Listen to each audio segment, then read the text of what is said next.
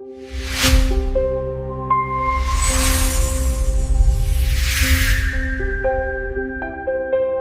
programa Mulher Capital Brasília está com ela, Letícia Leal. E a gente vai bater um papo muito gostoso para ela contar a trajetória dela e os novos projetos.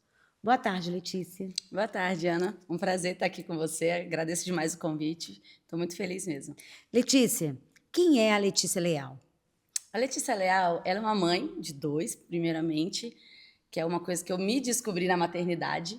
Eu sou uma mulher, sou contadora, eu já trabalhei em diversas áreas e me vejo hoje nessa missão, nesse propósito mesmo de revolucionar a política, trazendo um ar novo e uma nova mentalidade. Pois é, né? Quando você fala uma nova mentalidade para a política. Por quê? Você é pré-candidata? Sim, sou pré-candidata a deputada federal e um dos meus principais objetivos é trazer a consciência para as pessoas do que é a política. Tirar essa parte chata que as pessoas veem da política, de corrupção, e mostrar para elas que não é tão complicado assim, que tem coisas que dá para entender. Então, eu quero trazer essa mentalidade da importância da política e, claro, fazer o que precisa ser feito dentro da política. E você disse que você passou por um momento bem decisivo na sua vida que mostrou, eu preciso estar lá, tanto na saúde como numa rede de apoio para as mulheres, né? Como é que foi? Pois é, eu passei por 2 casos bem dolorosos na minha vida, né? Um deles foi a morte do meu pai e a da minha avó materna, que ambos morreram por falta de atendimento médico no SUS, ali na emergência, né? Então, eles chegaram, não tiveram o atendimento adequado e vieram a falecer logo em seguida. Então, foi a primeira vez que eu tive a consciência de que eu precisava fazer algo e que não poderia mais deixar o que o rouba mais faz continuasse. Aquela história de, vou votar em tal candidato, porque ele está fazendo uma coisa ou outra, mas ele está roubando, não dá para acontecer. Porque aí eu senti na pele que isso tirou a vida dos meus entes queridos. Então, eu falei assim, agora eu preciso entrar para a política no sentido de apoiar outras pessoas. Foi a primeira coisa que aconteceu na minha vida. A segunda foi quando aconteceu o meu divórcio, né? Eu me divorciei e eu me vi numa situação onde eu estava só com 2 crianças pequenas e eu não tinha uma rede de apoio de verdade no sentido de onde deixar meus filhos, que eu precisava trabalhar. Eu ainda estava saindo de uma empresa, sou empreendedora, uma empresa pequenininha. Então, eu tive muitas dificuldades. Então, quando eu decidi realmente esse ano entrar na política, foi pensando nesse caso, na mulher, no apoio à mulher, na escola, na parte básica e fundamental, que dá apoio para a mulher também, para as crianças, e na parte da saúde, que é fundamental, porque ninguém sem saúde consegue ir. Por isso, ser pré-candidata a deputada federal, onde ali tudo acontece, as leis, Isso. o projeto inicial, não é isso? Perfeito, é por isso. É por isso que eu decidi vir direto para deputada federal, pulei um degrauzinho aí. Muitas pessoas me perguntam, Lele, por que você não veio para distrital? Falei, gente, é porque dentro dos meus objetivos precisava ser federal, porque não se encaixava com aquilo que eu precisava fazer. Amo a ideia do distrital, eu acho que ele é de suma importância, principalmente aqui para Brasília, na questão de fiscalização, mas para os meus objetivos principais e para o meu propósito de vida tinha que ser federal. E você vem com um conhecimento muito árduo nisso, porque você teve um trabalho dentro de uma escola que veio com essa parte social toda, né? Um projeto, né? É quase isso. Não, na verdade, não foi uma escola. É uma ONG chamada Mocidade para Cristo, que eu tenho muito orgulho de falar. É uma ONG interdenominacional cristã. E eu trabalhei em diversas escolas. Todo mês a gente estava numa escola diferente, em Brasília, dando treinamentos, palestras sobre caráter, princípios, valores, drogas, família. E foi um trabalho que, assim, me fez entrar dentro das escolas e conhecer a realidade. E não entrei somente em Brasília, eu entrei em várias cidades do Brasil, porque teve uma época que eu estava na liderança do Estudantes em Ação, que é um bracinho da Mocidade para Cristo, onde eu literalmente dei treinamento em várias cidades do Brasil.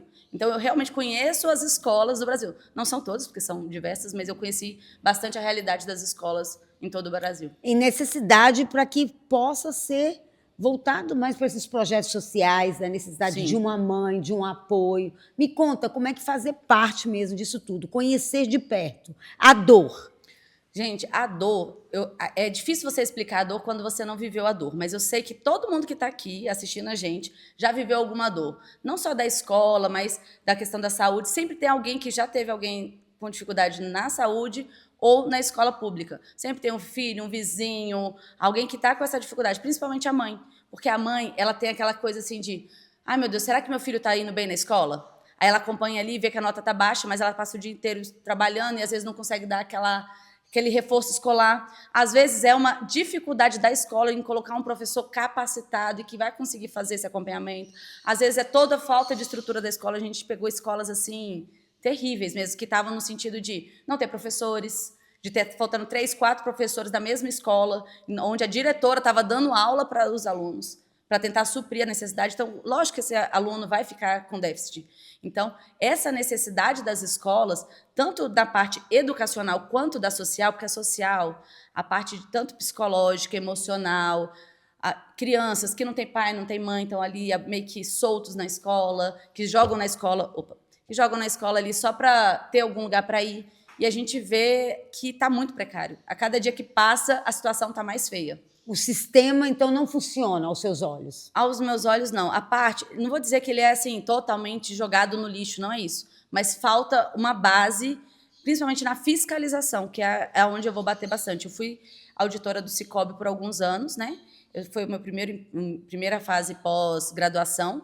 E que me proporcionou isso. Até um tempo atrás eu pensava, Deus, por que eu fui auditora do Sicob, que hoje eu trabalho numa área totalmente diferente? Hoje faz totalmente sentido. Eu falei, cara, eu precisava aprender lá como fiscalizar, como olhar, como gerir. Como ter um olhar diferente, de análise interna. Porque a auditoria em si ela não faz a fiscalização, mas ela avalia para que não chegue a acontecer.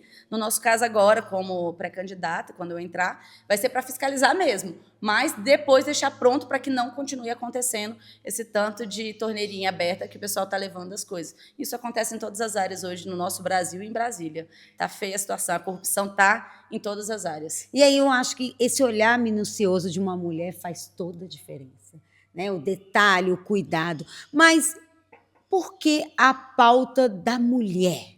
Por quê? Porque todas chegam aqui, eu vou defender a mulher, mas tem um sentido, a pauta da mulher. Existe eu sou mentora de desenvolvimento humano, né?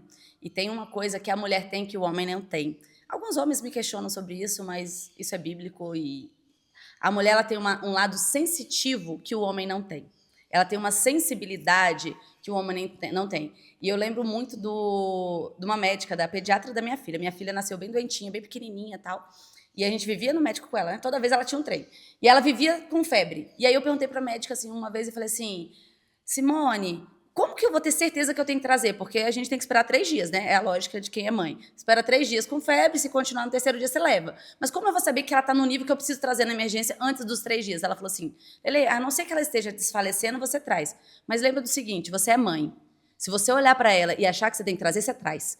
A mãe não erra. E aquilo ficou na minha cabeça. É literalmente isso. A mãe ela tem um sexto sentido, não sei, uma sensibilidade que o homem não tem. Não só a mãe, mas a mulher. Então, para todas as áreas, a mulher tem mais o cuidado de quando a outra está mais estressada. Às vezes, ela consegue olhar que naquela equipe que está funcionando ali, alguém está doente ou alguém está passando por um divórcio na família. Ela consegue sentir algumas coisas que os homens não conseguem. Os homens também têm várias coisas maravilhosas na área deles. Ele é bem razão. O homem eles são razão. E a gente precisa deles para ajudar a gente a empurrar. Mas a gente precisa do lado emocional da mulher, que só a mulher tem, que é a questão de ver coisas que eles não veem. É o olhar diferenciado. Eu falo que é o olhar diferenciado, é o olhar com cuidado para o próximo passo. O homem não, ele é muito razão, então ele não pensa no próximo passo, ele vai lá e faz. É bem isso. E a mulher vive coisas que os homens não vivem. Então, se não tem mulher lá dentro, como que eles vão conseguir discutir coisas para as mulheres, que somos a maioria hoje, né, da população, decidir coisas 100% para a gente se eles não vivem na nossa pele? Então,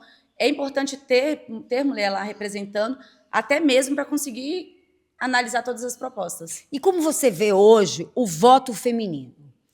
Eu vou te falar uma coisa, o voto feminino hoje tá difícil, viu? A mulherada tá meio que solta. E não tá ligando muito para isso, não. Eu tô na rua aí bastante, caminhando, e eu vejo que a galera não tá muito afim, não. Tá tipo assim, não gosto disso, não gosto de política, tanto a mulher, tanto o homem. E eu tenho tentado, realmente é algo que eu tenho trabalhado bastante, em trazer a importância do voto feminino. A conscientização. A conscientização de falar para ela, se você não votar, você tem que lembrar que depois você não pode reclamar que não tem saúde ali para o seu filho, que não tem atendimento médico ali na UPA, o postinho de saúde não está atendendo, você não pode reclamar, você não foi votar. Então, você tem que lembrar que tudo depende do nosso voto. O nosso voto, a importância do voto é muito sério. Quando a pessoa se abstém de votar, ela está dizendo assim, qualquer coisa serve. O Burger King tem uma propaganda excelente, que eu amo, que eles chegam lá, fazem pergunta para a pessoa se a pessoa vota ou não, e algumas pessoas respondem, não, eu voto nulo, eu nunca voto. E aí eles vêm com um pãozinho. Certo, eu vi e também. a cebolinha lá, e a pessoa muito come. Forte. Muito ruim, muito ruim. Por quê? Quando a gente não escolhe... Alguém vai escolher por você. Vai escolher, e você não pode reclamar. Essa que é a questão. A questão é que as pessoas não votam e querem reclamar de quem está lá.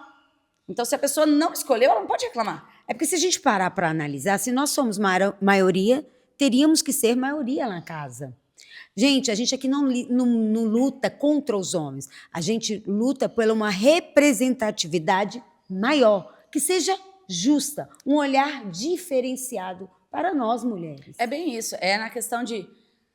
Se existem mulheres capacitadas, tão capacitadas como homens, vamos dar preferência para as mulheres. Essa que é a questão. A gente tem tanta mulher boa. Gente, eu estou conhecendo tanta mulher boa que é pré-candidata. Com trajetórias. Com muita, com experiência. Que o que acontece muito, a gente às vezes não está tendo o apoio necessário que os homens têm para concorrer de igualdade. Estou colocando de igualdade, que normalmente a mulher não é igual. Porque por mais que a gente tente fazer uma campanha ou uma pré-campanha igual ao homem, a gente não vai. Por quê? Eu tenho filhos, eu tenho coisas, então às vezes eu não vou conseguir estar na rua 100% quanto os homens vão estar. Os recursos normalmente não são iguais para os dois. Então, assim, a gente está lutando para ter essa igualdade, para que a gente consiga competir de igualdade mesmo com eles, para falar assim, agora você pode escolher quem quer o melhor. Mas hoje a gente não está tendo isso. Porque não tem essa rede de apoio. Não tem. Né? E por isso você, mulher, que está vendo uma pessoa se candidatar, apoie. Apoie. Olha, Letícia, hoje eu posso ficar com as tuas meninas. Vai à noite, vai fazer suas palestras, vai dizer a importância do voto feminino. Isso é uma rede de apoio que nós precisamos. Porque, realmente, a mulher, ela tem muitos atributos. Não, e a mulher, quando ela compra briga, no sentido de eu vou te apoiar, ela compra de verdade. Eu tenho mulheres na minha equipe maravilhosas que compraram a briga mesmo e falaram assim, vamos fazer você. E realmente elas fazem isso muito bem. Mas aqui eu quero me atentar a uma coisa. Mulheres, não desmotivem as outras mulheres. Eu fiz esse comentário no outro podcast que eu estava esses dias, que foi bem assim, quando eu comentei para o meu Instagram que eu vinha como pré-candidata, tiveram várias pessoas elogiando, falando parabéns, Lelê, tal.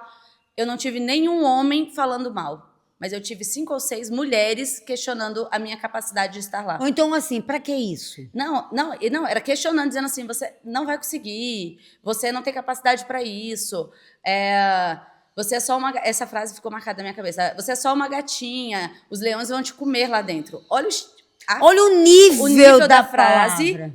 Por uma mulher falando.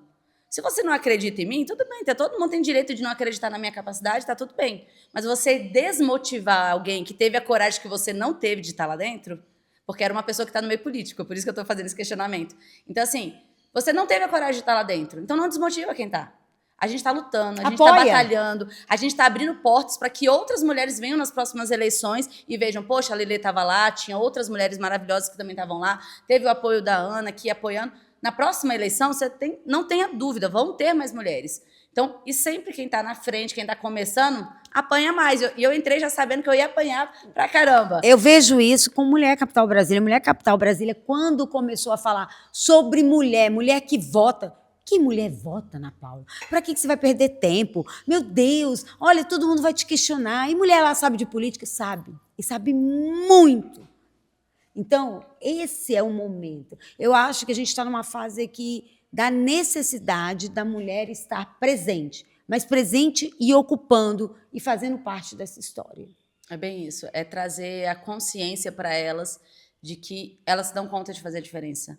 Quando a mulher se conscientiza de entrar em qualquer área da vida dela. Você pode ver as empresas... Ela faz a diferença. Ela faz a diferença. Tem vários amigos e megas empresários que falam assim, cara, se não fosse fulano de tal aqui na minha equipe, eu tava lascada, eu não dava conta. Se não fosse tal, a minha gerente aqui, eu não sei o que faz. Cara, a mulher pega e resolve. A gente se mata por detrás, mas a gente resolve. Quando tem que resolver, é a mulher que dá conta. A gente que vê os mínimos detalhes, a gente que vê os erros, a gente que tem esse lado sensitivo que normalmente os homens não veem. E o olhar por Brasília? O olhar por Brasília... Brasília é minha paixão, né? Quem me conhece sabe que eu sou extremamente apaixonada por Brasília. E aí de alguém falar da minha Brasília, eu sei que o pessoal mete pau em Brasília por causa da corrupção, e eu falo que os bandidos estão aqui, vocês que trouxeram, tá? Não vem falar da minha Brasília não, que minha Brasília é maravilhosa. Eu sou extremamente apaixonada por Brasília. Eu nasci no Mato Grosso, mas eu moro aqui desde os 3, 4 anos de idade. E eu me considero brasiliense, e ai de alguém falar que eu não sou. Eu já tive até propostas de morar fora, em outras cidades, para trabalho, ganhando bem pra caramba. Eu falei, gente, eu não vou embora de Brasília. Eu terminei um namoro, porque o namorado ia embora e queria que eu fosse. Eu falei, eu não vou embora, eu vou continuar morando aqui. Eu gosto muito daqui, eu só saio daqui se um dia mudar mesmo esse desejo que eu tenho. Mas eu gosto muito daqui, eu sei que a Brasília, por ser uma capital, e meu pai participou, meu avô participou da construção, e eles me contavam a história. Eles sonharam muito com Brasília. Então, eu cresci com essa visão de Brasília como um sonho mesmo. Lá atrás, desde o Neymar, o JK, todo mundo que falava. Meu pai conta as histórias, e meu pai falava de Brasília assim. E eu sempre cresci com essa visão de Brasília vai revolucionar o mundo. Porque Brasília, ela não revoluciona só o Brasil, ela revoluciona tudo, porque todo mundo fala de Brasília. Então, quando a gente cuida da nossa cidade, a gente consegue alcançar o mundo inteiro. E eu sei que Brasília é meio... Aí vem meu lado cristão, é meio, né, emocional aqui, que aqui é um lugar que vai trazer muita revolução ainda. Tanto espiritual, tanto emocional, tanto político. E aqui a gente é capaz de mudar muita coisa através de Brasília. Eu ia te fazer essa pergunta. Você é cristã. Sou cristã. Então, você acredita em bases muito fortes. Família, né? Mãe. Como é que você se viu sendo representada agora como mãe, como pessoa que gesta? Ai, nem me fale esse assunto, que a minha vontade... A gente tem que ser educado, né? Mas a minha vontade é, ó, em quem cria essas coisas, de verdade, assim... Não é só quem é cristão, eu acho que toda mãe que passou por um ciclo de 9 meses, carregando um nenenzinho ali, todas as dificuldades de gerir, de cuidar, de nascer, pós-parto, não sei o quê, nananã. Eu tive depressão pós-parto, então bota aí que a minha primeira gravidez foi um caos. E chegar no final e não falar que a gente não é a mãe, no papelzinho ali, no nosso documento. Sendo que a Bíblia tem lá mãe... Mãe, pai, e a gente precisa... parar de aceitar que essas coisas entram com naturalidade, porque é o que o pessoal está fazendo agora, o sistema está fazendo, como se isso fosse natural. Não é natural. O correto é mãe e pai. Tem que parar com essa história de que não é natural. Então, a gente tem que realmente trabalhar com isso, porque quando a gente quebra os princípios básicos, tudo desanda lá na frente. Quando eu falei para você que eu trabalhei nas escolas, a gente trabalhava muito princípios e valores, coisas básicas, caráter... explicar o que é certo, o que é errado, que só existe uma verdade. Não existem duas verdades, gente. Podem tentar colocar isso, mas não existe. Só existe uma verdade. Sempre vai existir somente uma verdade. Não existe duas verdades. A questão é, quando a gente entende isso, o resto funciona bem. Quando a gente quebra princípios, quando a gente quebra a base, tudo desanda. É a mesma coisa de você quebrar aqui, ó. Se você quebra aqui, esse copo não vai funcionar direito. Ele vai ficar torto, ele vai tombar, ele vai vazar. Você não vai usar mais ele. Você não vai conseguir usar da forma correta. Então, a gente precisa de base. Tudo precisa de base. E eu, como cristã, minha base é a Bíblia. Não tem para onde eu fugir. A base é a família. A base é a parte cristã no sentido espiritual, que todo mundo tem corpo, alma e espírito. Então, a gente tem que estar totalmente conectado em todas as áreas para que a nossa vida flua tranquilamente. Letícia na Câmara Federal. O que esperar dela lá? Ah, vocês vão esperar a Letícia bem briguenta, bem guerreira. Quem me conhece há mais tempo, lá atrás, é porque hoje eu sou uma Letícia evoluída, mas lá atrás, em época de ensino médio, faculdade, eu era aquela pessoa que brigava, que tirava professor da faculdade, que tirei alguns, que mudei a turma inteira para outra faculdade, porque a nossa faculdade não estava atendendo a gente direito. Eu sou aquela pessoa que não aceito o errado, no sentido de, se eu vejo que tem algo errado e alguém está indo contra a gente, eu vou lutar, eu vou dar o meu sangue para fazer o correto. Então, uma das minhas principais pautas, que a gente não pode entrar em pauta específica aqui, porque a gente ainda está em pré-campanha, mas é a defesa de não deixar a corrupção passar, entendeu? No sentido de buscar fiscalização, de buscar nada de aumento de imposto, porque a gente não precisa aumentar essas coisas. Então, eu realmente conheço, sei que o Brasil tem capacidade financeira para a gestão toda que a gente precisa, o que a gente não pode é deixar a corrupção entrar. É aquela questão, não pode ter erro. Ali não é lugar de erro. Não, e lá não é lugar de ficar testando coisas, que as pessoas ficam testando o tempo inteiro. Ah, vamos criar uma lei assim, uma lei totalmente nada a ver. Quando a gente olha lá na nossa Constituição, já tem uma lei falando disso. Criando, né? Gente, vocês não estão nem... É o país de maior leis. Vocês não estão nem... como é a palavra? Vocês não estão nem validando isso aqui, vocês não estão nem cobrando. Essa lei está querendo criar outra. Gente, criar lei por criar lei não resolve. Você tem que ir atrás. É o país que mais leis tem. Não adianta ficar criando lei. Vou criar uma lei sobre tal coisa. Se não tiver fiscalização, se não tiver quem vai ensinar as pessoas que aquela lei funciona. Aqui em Brasília, nós temos a faixa de pedestre. Funciona por quê? Eu passei na escola, tinha aula ensinando a gente a passar na faixa de pedestre. Por que é a única cidade do Brasil que funciona? Porque foi ensinado que quando você chegava na faixa de pedestre, você colocava a mãozinha e os carros param. Você tem que ensinar e depois você tem que fiscalizar. Então, a gente já tem leis. A gente tem que ensinar as leis. Que é uma coisa, que é uma das minhas pautas em questão do meu Instagram no geral, trazer o conhecimento para a população. A população não sabe a diferença de um deputado federal para um senador. Ou para outros cargos, o que faz cada um. Então, ela vota porque é o nome que ela achou bonitinho, ou porque alguém comprou ela. Então, a gente precisa ensinar a população o básico para depois começar a cobrar. Não adianta a gente cobrar uma coisa que a pessoa não está fazendo básico. Saber o que é legislativo, saber o que é executivo, saber o que é o judiciário, que hoje a gente se perdeu um pouco. Eu não vou nem entrar nessa área. Mas aí a gente não fala, a gente não sabe mais hoje. A gente não consegue. Nossa, tá tirar complicado. O que é executivo, legislativo e judiciário. Não, na cabeça deles todo mundo é político, todo mundo tá lá roubando, e é isso aí. É trazer a consciência para a população de que não é bem assim. Que se a gente fizer o basiquinho, gente, eu tô falando assim, do basiquinho bem feito, a gente já muda, assim, extraordinariamente, assim, os nossos resultados. É começar pelo básico. Só resolver o básico, fechar as torneiras da corrupção e fazer o bem feito. Saúde, educação, segurança, é o básico. Não precisa ficar criando leis aleatórias, muito modificadas, criar ideologias esquerda, direita. Não entra, vamos aqui no básico bem feito. Depois que isso aqui funcionar, a gente discute os outros assuntos. Não estou dizendo que os outros não são importantes, mas vamos focar no básico bem feito. Vamos discutir a saúde, que está um caos em todo lugar. A educação que muda tudo. É isso, está tudo. Porque se tudo fosse resolvido na educação, acho que o sistema era único. Era para ser simples. Era para ser simples, a gente que complica. Eu falo que tudo está ali na educação, porque quando você faz a base bem feita da educação, o resto, tudo funciona. Esses meus 10 anos dentro da ONG, que eu participei dentro das escolas, eu ouvi de diversos diretores, que eu era uma das líderes e tal, e eles falavam assim, a escola mudou depois que vocês passaram aqui. E a gente passava uma semana na escola, ensinando caráter, ensinando sobre drogas, por que faz mal, ensinando sobre sexualidade, que uma menina de 12 anos não está pronta para ter relacionamento sexual. Era coisas básicas do básico. Uma semaninha. E já mudava a estrutura total da escola. Total. O diretor falava assim, nossa escola é maravilhosa, quando vocês vão voltar de novo? A gente tem lista de esperas de escolas pedindo o projeto, que é incrível. Então, assim, a gente sabe que o basiquinho bem feito já dá uma grande resposta. Eu gosto da simplicidade, porque todo mundo fala muito, eu vou fazer isso. Não, Ana Paula, eu quero fazer o básico. Quero cuidar da educação, vamos trabalhar ali na educação, vamos trabalhar ali na saúde e na segurança. É o básico. Se tudo isso aqui funcionar, vai dar certo. É literalmente isso. Se a gente tem saúde, a gente consegue fazer o resto. Primeiro, a gente precisa ter saúde. Por isso que é meu foco principal. A gente precisa da saúde.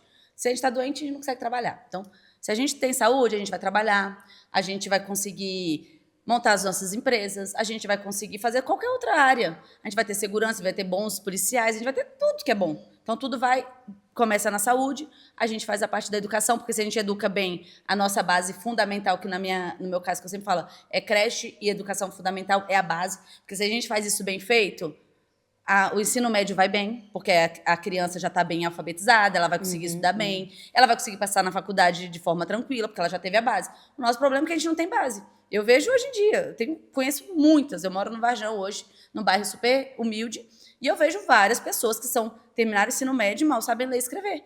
E quando eu falo que é mal sabem ler e escrever, é mal sabem ler e escrever de verdade. Mesmo. Você pede para escrever um textinho básico no WhatsApp e vê com muitos erros, assim, erros. Não é um errinho que era com R e colocou 2, não, eram erros gritantes.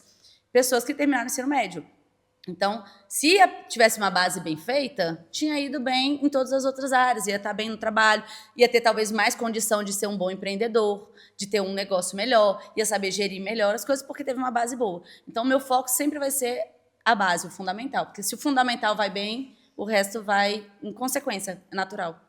Letícia, eu quero, assim, agradecer. Né? Agradecer, mas antes de finalizar aqui nosso bate-papo, que foi muito rico, uma palavra para o que eu vou te perguntar, certo? Você quer que eu responda com uma palavra? Uma palavra. Tá. Uma palavra, tá? Então, vamos lá. Família. Tudo. Mulher, Força. política. Desenvolvimento. E o poder? Poder em qual sentido? Geral? Poder. O O poder, ele quando é a gente influência. chega lá. Influência. Influência. Influência.